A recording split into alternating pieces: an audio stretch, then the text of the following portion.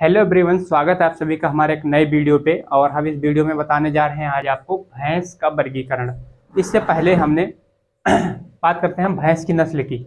तो भैंस की नस्ल की पढ़ने से पहले भैंस के जो जनरल पॉइंट मैंने कवर किया था पहले लेक्चर में, दूसरे लेक्चर में, वो एक बार आपके रिवीजन के लिए फिर से लिख देते हैं, क्योंकि कभी कभी क्या होता है कि आपका ऊपर से ही यही पॉइंट पूछ लिए जाते हैं एग्जाम में, और तो इसका आपको एक बार रिवीजन करा देना बहुत ज़रूरी है। तो यहाँ देखते हैं कि भैंस, जो भारतीय भैंस है, उसका जंतु वैज्ञानिक नाम होता है बास बुबैलिस, और अफ्रीकन का होता है बास कैफर।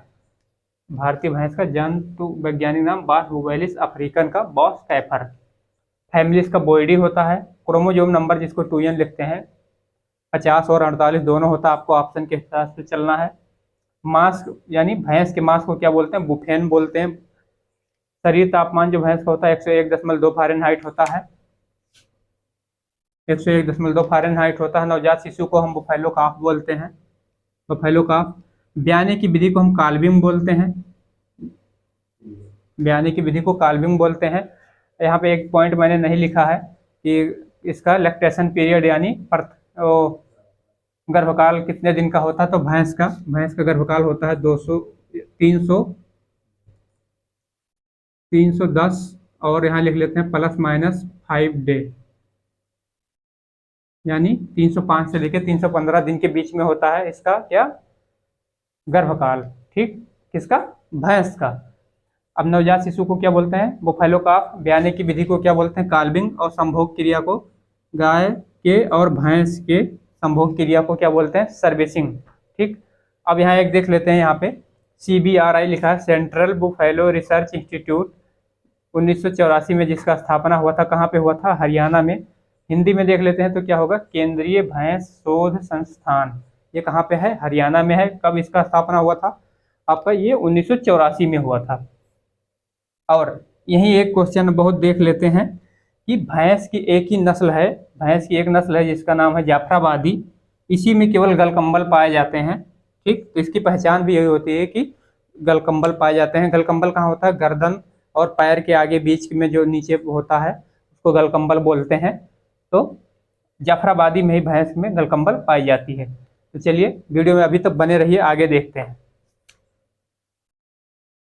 इससे पहले हमने आपका जनरल इंट्रोडक्शन एनिमल्स का कवर कर दिया है, और उसमें सब कुछ बता दिया है। जनरल इंट्रोडक्शन यानी जो आपके एग्जाम पेपर में आते हैं कि उनका बॉडी टेम्परेचर क्या होता है, लैक्टेशन पीरियड क्या होता है, गर्ल उसके नवजात शिशु को क्या बोलते हैं, युवा नर को क्या बोलते हैं, और बच्चे देने की क्रिया को क्या बोलते हैं, सब कुछ बता दिया है। अगर आपने वीडियो नहीं देखा है तो हमारे चैनल पे जाके और प्ले लिस्ट, चैनल के पेज पे जाना, वहाँ प्ले लिस्ट खोलना, प्ले लिस्ट में जाके एनिमल हस्बेंड्री खोलना, उसमें आपको सारे वीडियो मिल जाएंगे। नहीं तो इस वीडियो के डिस्क्रिप्शन में उसके लिंक मिल जाएंगे, तो आप स्टार्टिंग से भी पढ़ सकते हैं। वीडियो में नए आए हैं तो वीडियो को लाइक कर लेना, चैनल को सब्सक्राइब कर लेना, और वीडियो में लास्ट तक बने रहना। और आप नोट्स बनाते चलना हमारे साथ साथ। बहुत ईजी है, कुछ टफ नहीं है। एनिमल हस्बेंड्री बहुत ही ईजी है। चलिए हम स्टार्ट करते हैं और आज का क्लास आगे बढ़ाते हैं। यहाँ पे लिखा भैंस का वर्गीकरण। तो भैंस का वर्गीकरण में हम दलदली या विदेशी, पानी या देसी, ठीक, जो दलदल में रहती हैं, जो पानी में रहती हैं। तो यहाँ पे हमने कुछ दलदली या विदेशी भैंसों का नाम लिख दिया है। ये आपके एग्जाम ऑफ व्यू से बहुत इंपॉर्टेंस नहीं है इसका, लेकिन यहाँ मैंने इसे नाम लिख दिया है कि आपको थोड़ा नॉलेज रहना चाहिए।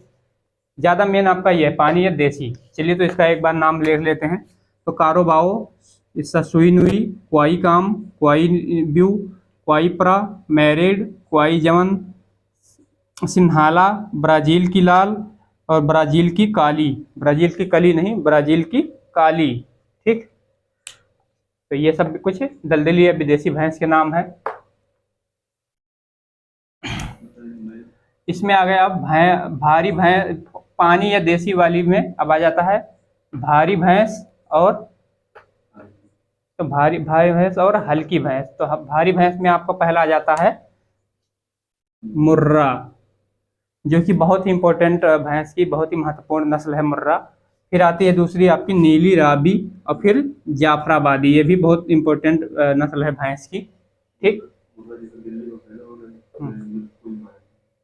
मुर्रा को हम दिल्ली बुफेलो के नाम से भी जानते हैं, दिल्ली बुफेलो के नाम से भी हम जानते हैं। अब यहाँ आती है पानी या हल्की भैंस वाली में आ जाती है मेहसाना।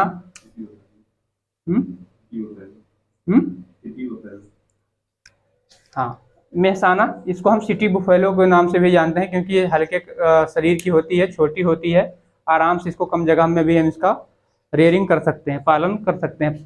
ठीक, अब आती है दूसरे नंबर पे सूरती, फिर नागपुरी, फिर भदावरी। भदावरी भैंस भी काफ़ी इसका भदावरी भैंस से भी एक दो क्वेश्चन आते, चलिए हम अभी इसका भी डिटेल बता देंगे। तराई, काला हांडी, मांडा, मंडा, ये जो भैंस की मंडा है अभी एग्रीकल्चर पीजीटी में जस्ट अभी पास आउट जो है एग्रीकल्चर पीजीटी में इसका पूछा गया था, मांडा। जोरांगी, संभलपुरी, साउथ कनारा और टोडा। टोडा भी आपका ये टोंडा और मांडा, ये भैंस की नस्ल पूछी गई थी, किसकी है नस्ल, तो ये आपको पता होना चाहिए कि ये भैंस की नस्ल है। ठीक, तो इसका मैंने फार्मूला नहीं बनाया कोई ट्रिक, क्योंकि इसका ट्रिक बनाने की कोई जरूरत नहीं है, आप बना भी सकते हैं। ट्रिक बनाना बहुत आसान है, आप ट्रिक बना सकते हो। जैसे पहला अक्षर सबका लेके आप ट्रिक बना सकते हो, जैसे मेसाना, मेसाना, भतका, ठीक, भतकमा, ठीक, और जोश और टोस, ठीक, जोश और टोस करके आप बना सकते हो, कोई भी आप बना सकते हो। आपको याद होना चाहिए या पहचान होना चाहिए कि जैसे मांडा हो गया, जोरांगी हो गया, आपका भैंस की नस्ल है। तो आप स्क्रीनशॉट नहीं लिए तो स्क्रीनशॉट लेके आप नोट्स बनाते चलिए हमारे साथ साथ, स्क्रीनशॉट ले लीजिए आप। तो चलिए अब कवर करते हैं आगे सबका कुछ भैंस की नस्लों का डिटेल। हाँ, कुछ इंपॉर्टेंट भैंसों का हम डिटेल में थोड़ा स्टडी कर लेते हैं जिनसे क्वेश्चन ज़्यादा आते हैं। बाकी सबको नाम आपको याद होना चाहिए कि एग्जाम में ये पूछा जाता है, नाम आपको याद होना चाहिए, तो वीडियो में लास्ट तक बने रहिए।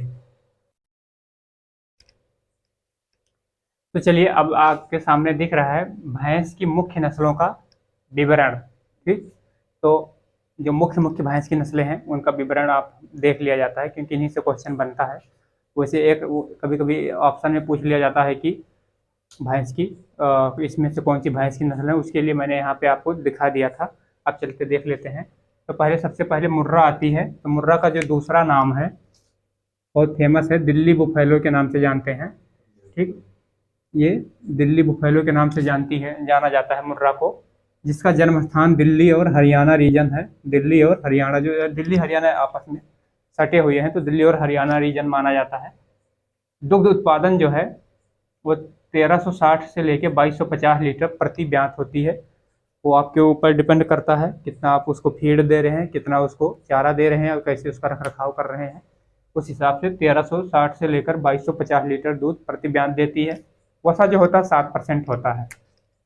तो आपको सबको पता है कि गाय के दूध की अपेक्षा भैंस के दूध में वसा ज़्यादा होता है, लेकिन दुग्ध उत्पादन थोड़ा भैंस का कम होता है। भदावरी जो है आपका, उसका जन्म स्थान है इटावा और आगरा। इटावा और आगरा।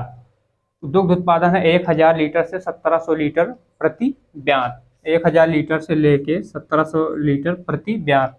वसा जो है 8 से 13% है। तो इसका भदावरी भैंस का सबसे अच्छा खासियत यही है इसका कि वसा जो होती है 8 से 13% होती है, सबसे अधिक पाई जाती है भैंस में 8 से 13%। और मुर्रा में अगर हम देखें तो मुर्रा का जो कलर होता है वो जेट ब्लैक होता है। बहुत सारा पेपर में आता है कि जेट ब्लैक कलर किसका होता है, तो मुर्रा का होता है। और भदावरी का आपका ब्राउन कलर होता है। चलिए, जाफराबादी भी भैंस की सबसे महत्वपूर्ण नस्लों में से एक है। जन्म स्थान इसका जाफराबाद, काठियावाड़, गुजरात है। दुग्ध उत्पादन 1200 से लेके 2000 लीटर प्रति ब्यांत है और वसा 7 से 9% पाई जाती है।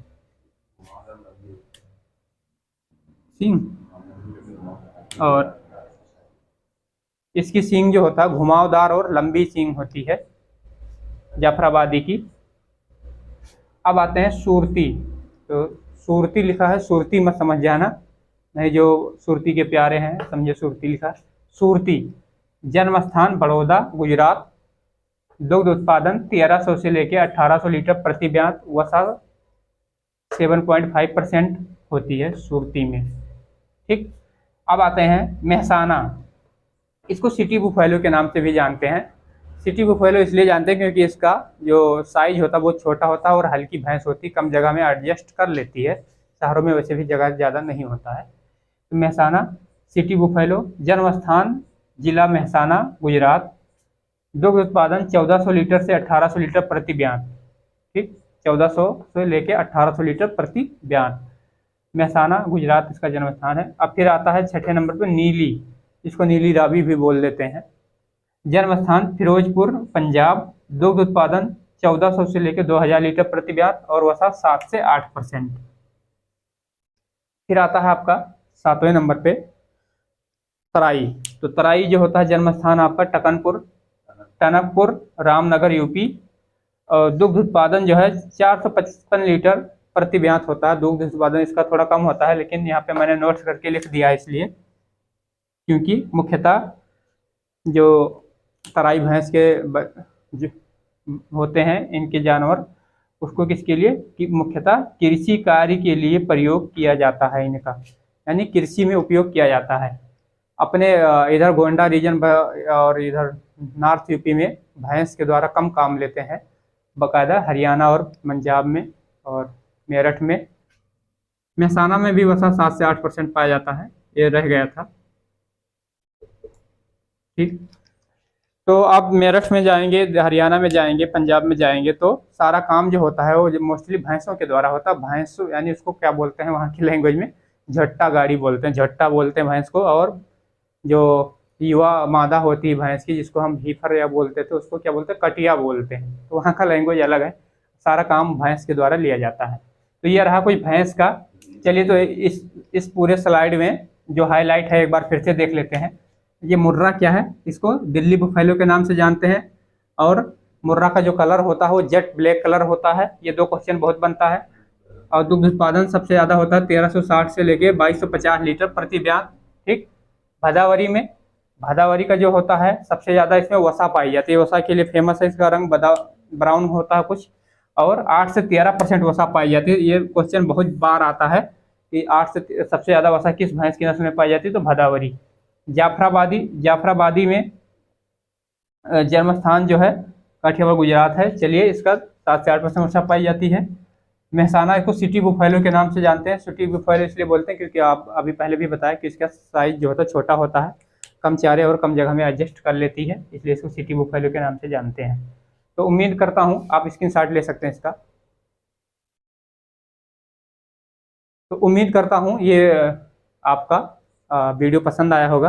वीडियो पसंद आया होगा तो चैनल को सब्सक्राइब जरूर कर लेना, वीडियो को लाइक कर लेना और हमें कमेंट करके बताना कि हमारा जो पढ़ाई का तरीका है या पढ़ाई का मैटर है कैसा लगा आपको। मिलते हैं नेक्स्ट वीडियो में, तब तक के लिए जय हिंद, वंदे मातरम।